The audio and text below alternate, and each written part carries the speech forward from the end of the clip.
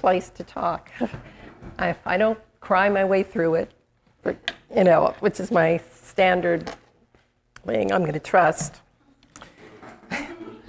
So trust's a really big idea, and it's a small word. And all the advice I got was just talk about me and my journey. Okay, so I guess I have to go back to my grandparents, who were both immigrants. My mom's family came from Poland, and they met here and married and raised 7 children, and my mother was the eldest. And my grandfather owned a bar in Pennsylvania, and he was a big, burly drunk. And he periodically threw someone down the stairs or out the bar and entertained us all with wonderful stories, sometimes in Polish and no one knew what he was saying, but this generation got along with that.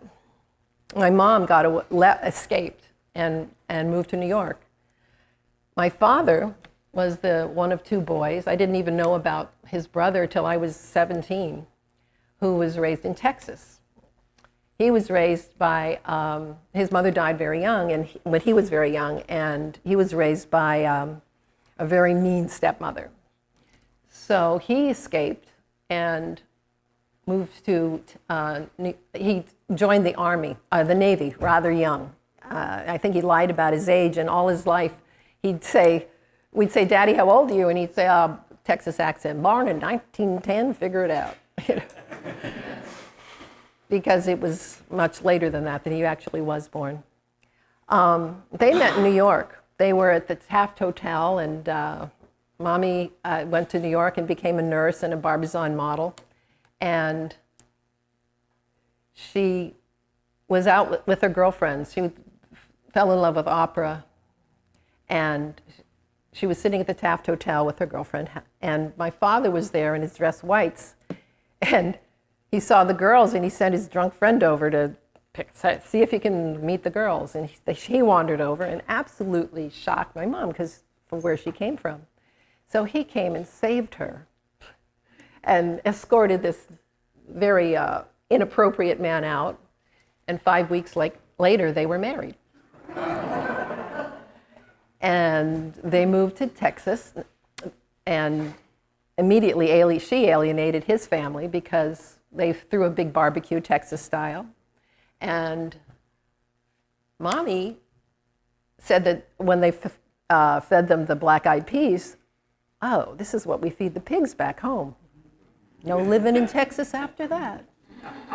So they moved to Pennsylvania, where her family was from. And he alienated them by just being him, big old Texas burly guy. So they moved to Albuquerque, where I was born. And then they moved to Brooklyn, where my sister Janice was born. And then they moved to Florida, where my sister Debbie was born. And I was raised in Florida. And when we were back in Pennsylvania, they sent me there while my mother was burying my sister. And I remember being there for the conception and birth, and meeting my entire family, and seeing my dad walk down the back garden path. I was 5 years old. And I was so excited that I climbed up on the balcony and dove off the balcony, screaming, "Daddy!" And luckily into his arms. And that was my hero. I really trusted him. He was abusive from that time until I escaped when I was 17. And I hitchhiked cross country. It was 1968. Ended up in Haight-Ashbury. Ended up in a commune.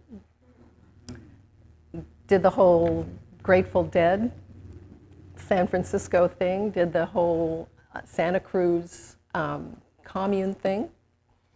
And my boyfriend from high school heard I was there and married me. I always wanted a big family. I wanted lots of children. And my mantra's been, I don't date, I marry. And Clay Campbell DeLong from the Louisville, Kentucky DeLongs was actually gay. So again, I left. Seems our mantra has always been escape. Trust and then escape. So I went to Pennsylvania. I got my degree in fine arts, and I adored Pennsylvania. I painted and sculpted and did stained glass. And my art teacher, when I graduated, said I should go off to Venice, to Italy, because her friend had a program there teaching teachers. And it was through NYU, and I got to live in Europe. And Europe really opened my eyes to the world. It was fascinating. It was wonderful. And by then, my sister Janice, who is a model, Janice Dickinson, she was taking off in Europe and around the world. And so we had entree to the whole fashion industry and a lot of people who I never even knew about. And I was sort of a pom-pom girl from South Florida, you know. And Europe was a big eye-opener, and it was so beautiful, and there were so many places. And I had shows in Venice and in Amsterdam and in Egypt. I spent 3 months in Egypt. And in Venice, I met my second husband. That was Johnny Kargasaki. And he was a Venetian and a large format photographer and a man with no humor at all. And he never understood. He kept saying, "What is this?" Pushing his glasses up. "What is this? Ha ha ha. I always hear from you. Ha ha ha. All the time. Ha ha ha." His was a Goldoni story. His was a soap opera. His was serious. He was a philosopher. And he wanted a green card. And so trust again. So I end up with him in my last semester at NYU, getting my degree, my master's, and realized that he wanted a green card, and I was the entree to that. He got his green card, and we divorced. And here I am in New York. He was a photographer. My sisters were models. I knew a lot of people in the industry, and I started an agency for photographers and stylists and hair and makeup artists in the Flatiron Building, which was the 80s. Studio 54, the Roxy, you know, as you all who are nodding your heads remember. A lot of drugs, a lot of parties, a lot of industry hoopla, and I met the person who I love most of all, and I've been with for over 30 years, who I know I can trust, who I know, I knew this would happen, who brought me everything. My life as I know it, my friends who I love, this church, these people, my son. I wanted 12, we got one, but he's a keeper. He's the best. And all I can say is you just got to keep on keeping on. That everything you want and design and dream for is there. And your spirit guides are there. And you just have to recognize it when you see it. I'm done.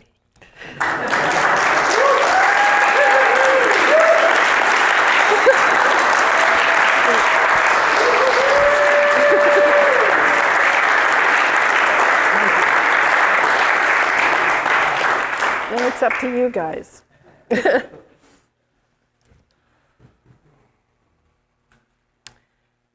Yeah.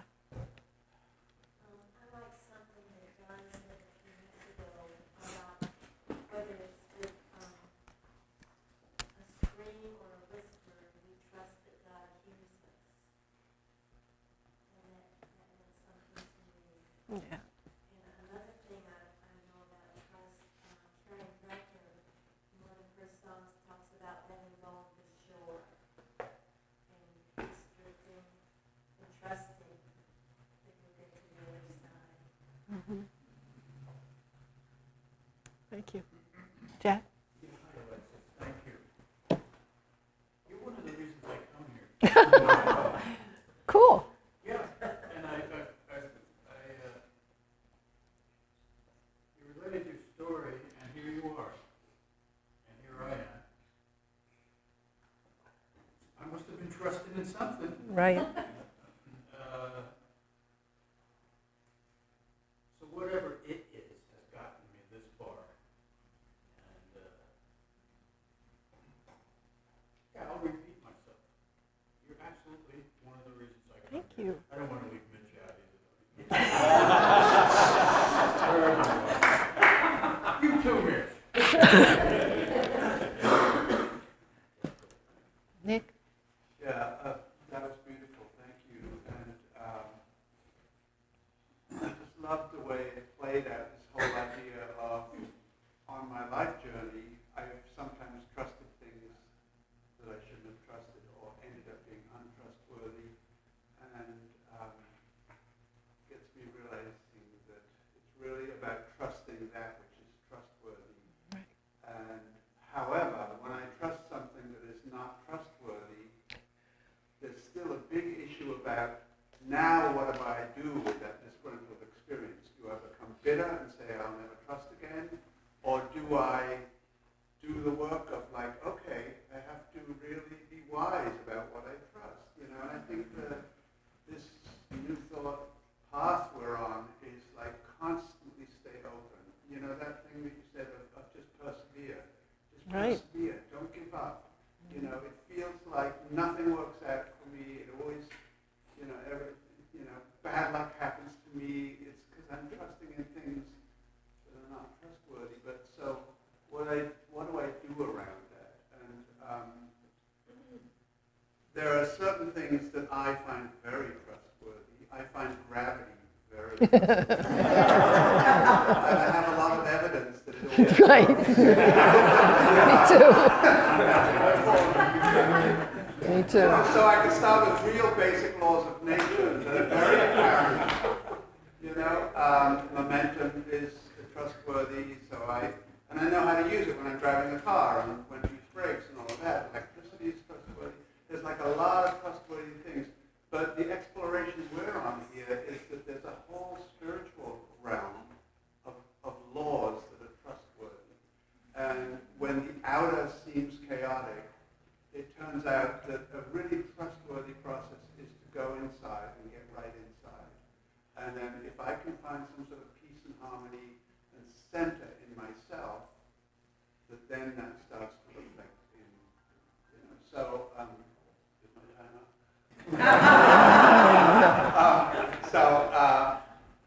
I just love it. So trust is this huge thing. I remember Scott DeMarco always said, find a higher power that you trust. Whatever other qualities, doesn't matter, but you need to trust it.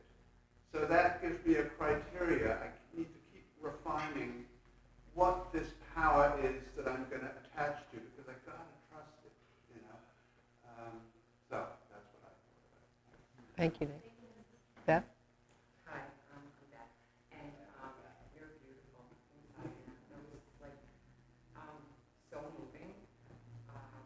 I give the appearance of being very outgoing, and I'm actually really not. I'm very shy, and I didn't even want to speak, but that just touched me so much. And to think that I hung out with you, I had no idea. To me, you just looked like you were happy and you had that you had none of my experiences, and so even for me to do the coffee, when I started coming here 3 years ago, I would sit in the back and I would wear all black and put my glasses remember. on and wear my hair in a ponytail, and I didn't want anyone to see me. So for me to come in and you guys do that, but I do trust this has helped me. This new thought, and my daughter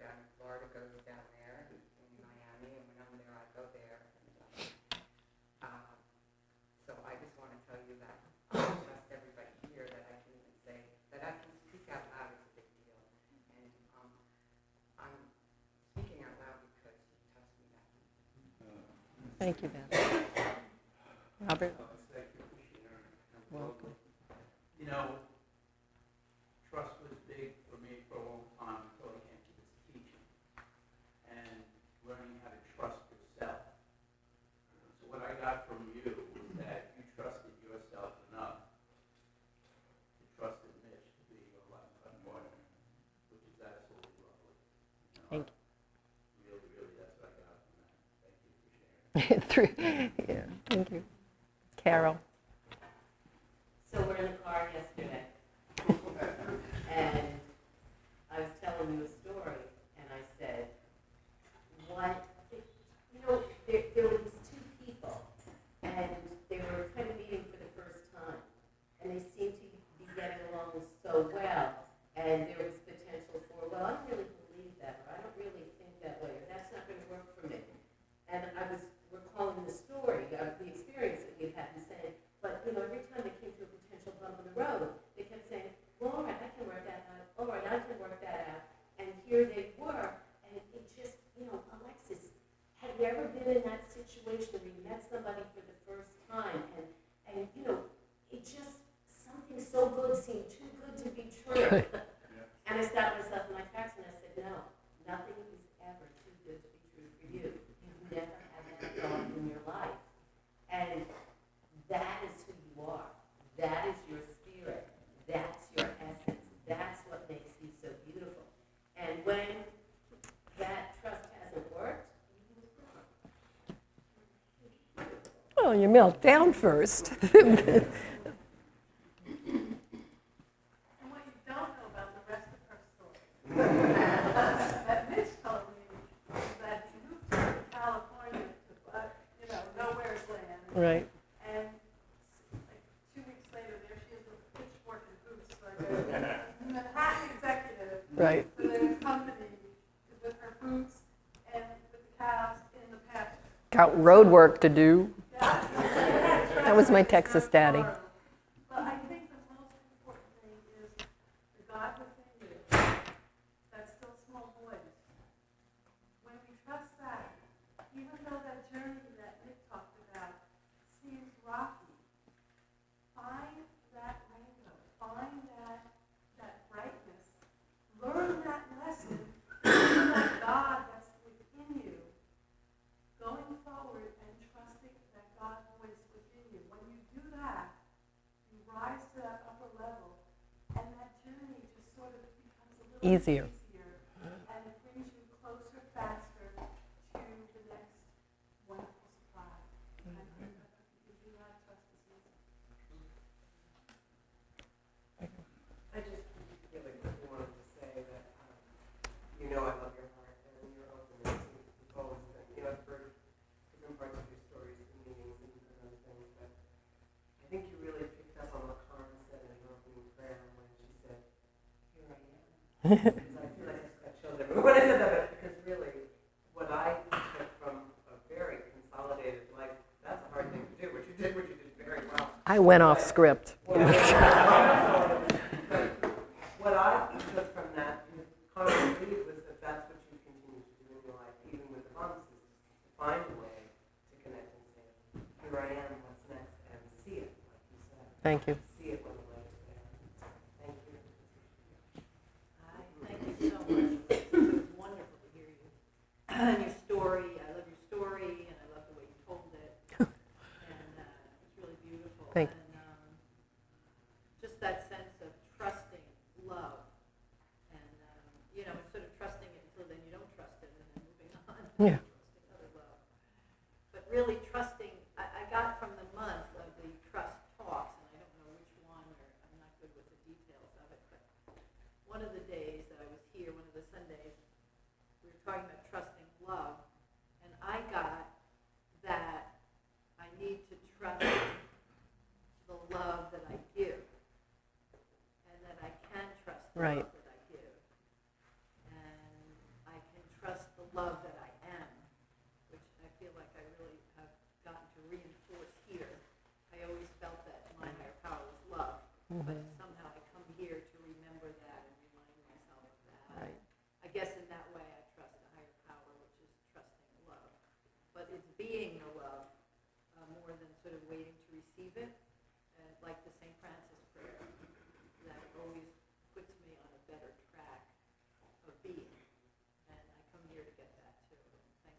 Thank you.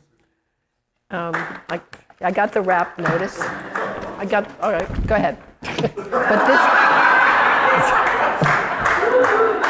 Thank you. you're welcome.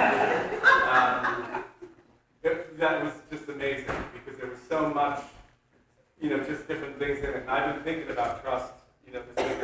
I always try to think of a song with the topic, and so I was playing with all these different songs, and it is a big topic because faith, all these things that come around trust. But one of the things, like for me as a kid, somehow I learned how to trust myself and be self-reliant, and then not trust anybody else. And one of the things about living in community is this thing, that we have where I don't always have to do it. There's a whole community of people here that I trust. And, sometimes you're up, sometimes I'm up, and we're here to take care of each other. And I'm still amazed every Sunday that this happens. That it happens. It's fascinating to me that it happens. Because a long time, a couple of us did everything. I could not sit through a meditation without getting up and making sure I turned the coffee on, because I always would think maybe I didn't turn it on. Because we were doing everything. And slowly now this happens every Sunday, and I really trust it. And so there was a bunch of songs, but the one, now that you've told your story, there's this song that a little boy sings to his mother figure, caregiver, who's not, it's like an orphan, who's not, and it's really a song that you would think a mother would sing to a child, and it's really a child singing it to their mother. And just in your story, this whole thing about running away and feeling safety. So the song is, let me see if I can do it without crying. Because I started crying the minute you got up there. You didn't even say anything. And I was like, the song goes, nothing's gonna harm you, not while I'm around. Nothing's gonna harm you, no sir, not while I'm around. Demons will charm you with a smile for a while, but in time, nothing's gonna harm you, not while I'm around. So that's my... Thank you.